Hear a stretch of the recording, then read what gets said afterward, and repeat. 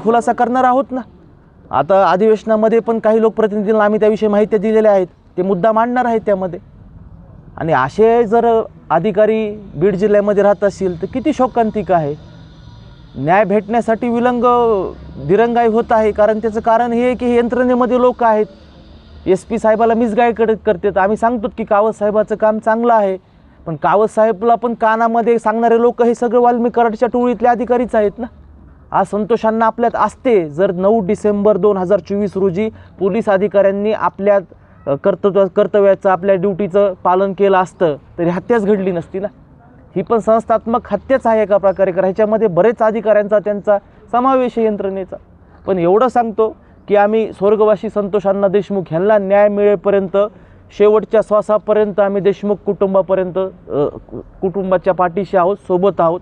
धनंजयभाई देशमुख हे माझे बंधू आहेत आणि त्यांच्यासोबत आम्ही कायमस्वरूपी राहणार आहोत। फक्त माझी एक विनंती आहे की ज्या व्यक्तीला हृदय आहे, त्याच्या छातीमध्ये हृदय आहे, ते आरोप्यांचं संतोषांनाच्या हत्याकांडमधल्या आरोप्यांचं समर्थन करू शकत नाही। मी एवढंच ह्याच्यामध्ये सांगेल, ज्या माणसामध्ये हृदय आहे तो माणूस कधीच समर्थन कदापिच करणार नाही।